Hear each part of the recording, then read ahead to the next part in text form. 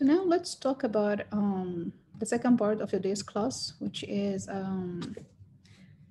virtual memory.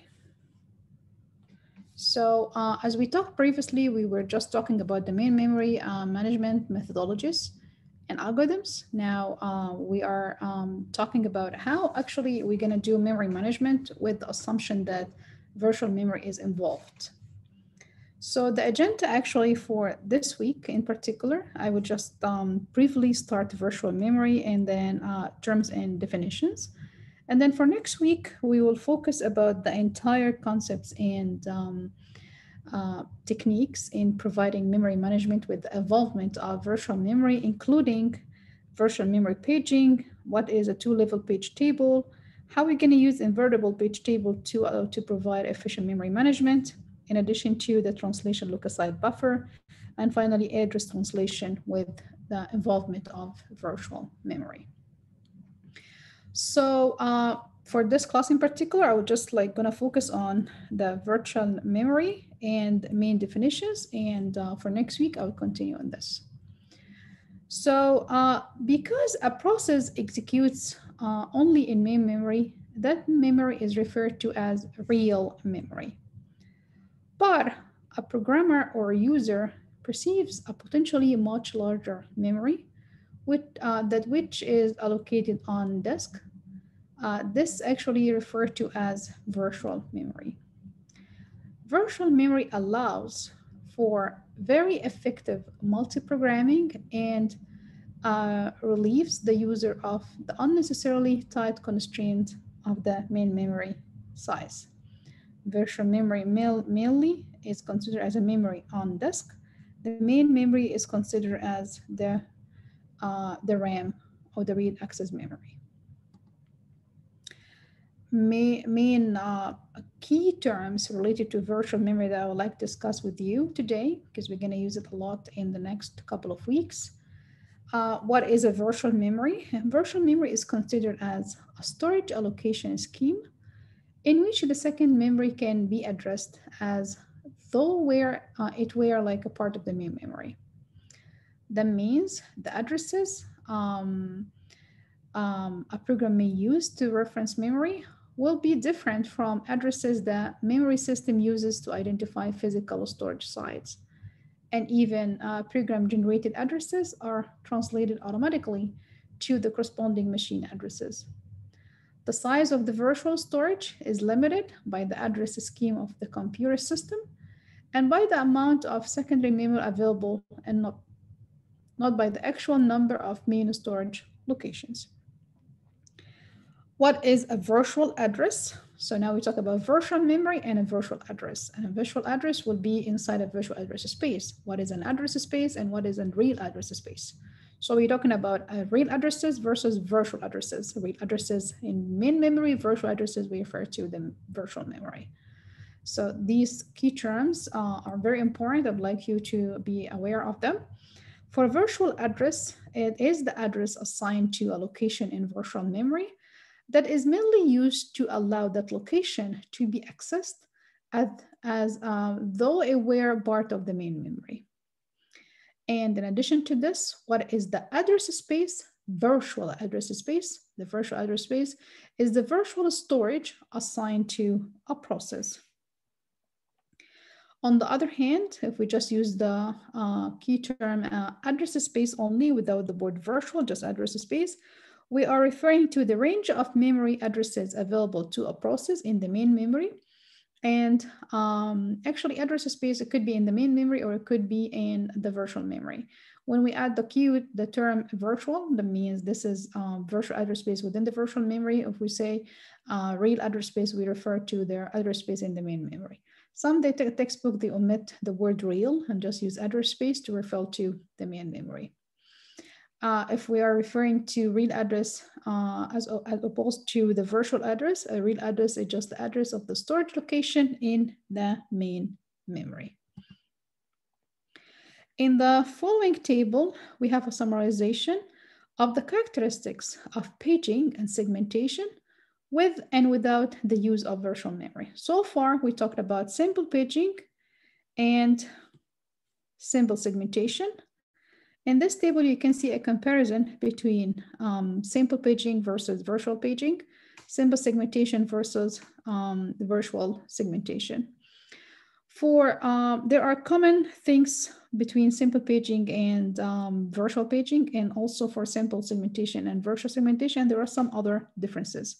Let's now talk about the similarities between simple paging and virtual paging. Main memory partition into small fixed size chunks, program broken into pages by the compiler or even by the memory management system. Internal fragmentation would happen within the frames, and there is no external fragmentation. The operating system must maintain a page table for each process, showing which frame each page occupies. The operating system must maintain a free frame list, and the processor uses the page number offset to calculate the absolute or the physical address. On the other hand, for simple paging, which is assume no involvement of the virtual memory, all the pages of a process must be in the main memory for a process to run, unless overlays are used.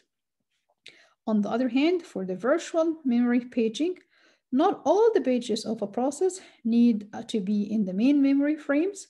For the process to run, pages may read in as they arrive or as needed. Also, reading a page into the main memory may require writing a page to the operating system.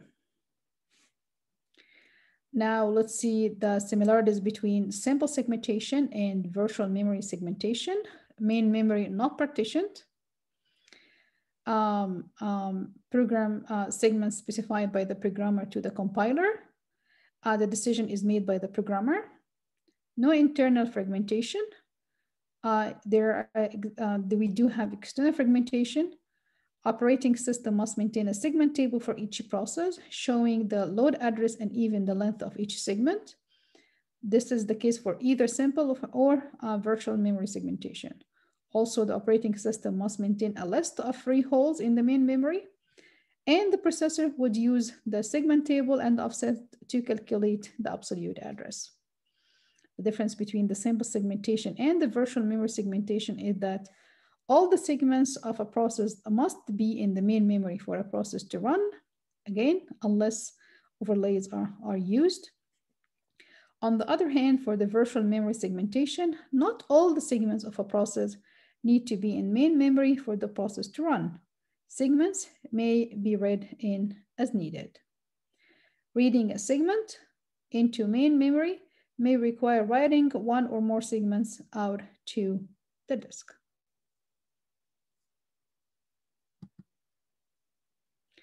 So to understand what the key issue is and why virtual memory was a matter of much debate, let us examine again the task of the operating system with respect to virtual memory.